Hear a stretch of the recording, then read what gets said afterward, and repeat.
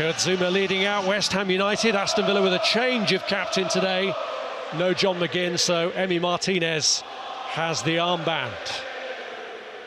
This is what I'm saying about the press, really. It's too easy there for Tielemans to drop in on the half-turn, receive the ball and play forward, even though there is West Ham players in the right area. Bailey. Watkins has found a gap and looked for another gap at that near post, but Areola wise to it.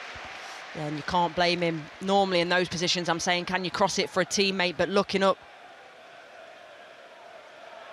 Here's Morgan Rogers. And Rogers tempted to shoot and in the end did, but not too troubling for Areola. Yeah, and I understand why, because it opens up for him. You see the movement here of his teammates around him, Watkins and Duran. Here's Kudus as West Ham mount a rare attack. All the way back to Thomas Soucek. Sofal's ball across that found its way through to Bowen. And it's deflected wide off Thomas Soucek. Paquetá getting the effort away. It's a brilliant ball.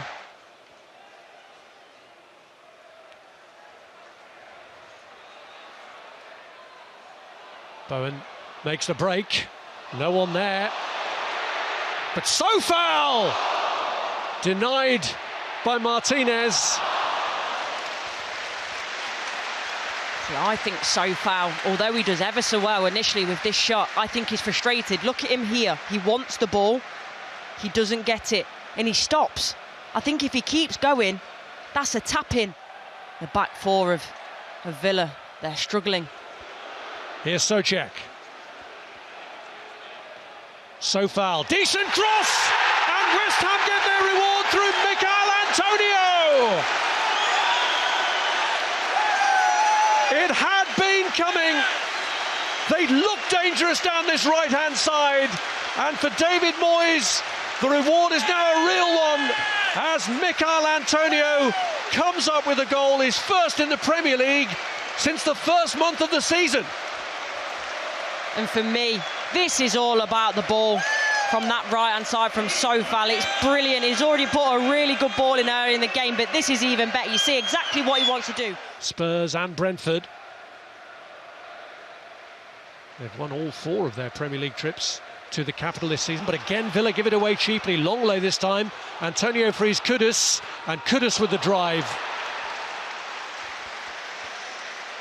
Yeah, they can't keep doing that, Aston Villa. It's as simple as that. Kudus needs to be doing better though and hitting the target, and they know that they're not going to be dislodged from the shape, not at the lack of tempo that Villa are moving the ball with. Here's Ollie Watkins. To try and do something to liven Aston Villa up in this first half, but nothing to cause Areola too much concern. Bowen with a corner for West Ham.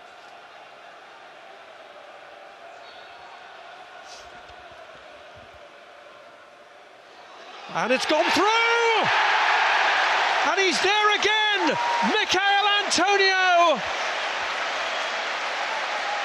2 for him, 2 for West Ham United, who are enjoying their taste of European football and are determined to be there again next season. Well, I'm not surprised at this. I think it's been a threat all game, and you see Bowen, the way he's whipped the balls in.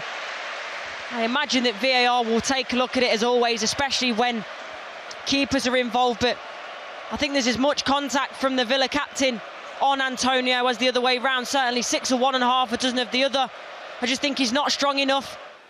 Well, this is going to be news that disappoints West Ham, because Jared Gillett is getting the message that this is going to be ruled out. Handball is the decision.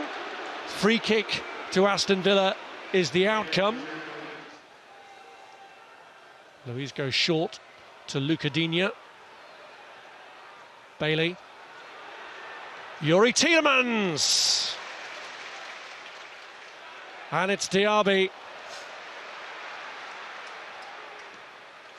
Well, the long ranger from Tielemans was something of a trademark in his Leicester days.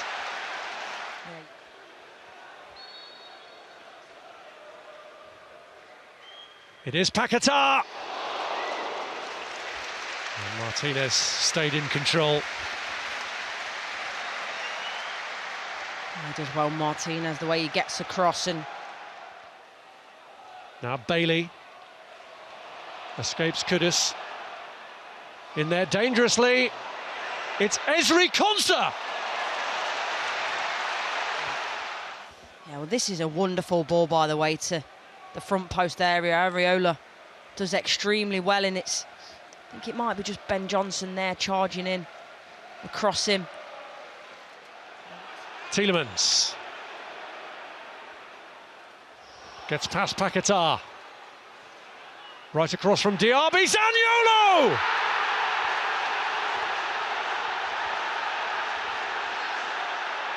It's another substitution that pays off for Aston Villa. Those visiting fans elated as Areola is finally beaten, and it's 1-1 with more than 10 minutes left. Here's Bowen. Kudus up ahead to his right. Still plenty of work to do here for Kudus, taking on Konsa, but pulls it back. Ward-Prowse blocked. And rightly so, the fist pump, you saw it straight away.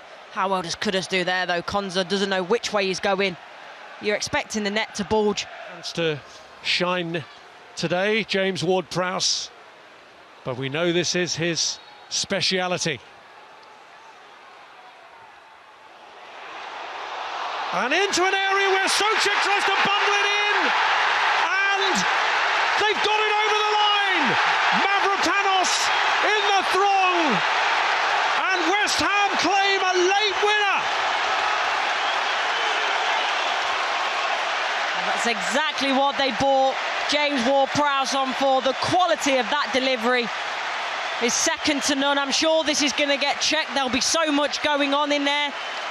The Aston Villa players are absolutely livid. They feel like there's something gone on. There's a push from the arm of Souček that pushes the ball over the line. The news looks all around from manager and players. Ultimately, it rests with Jared Gillett.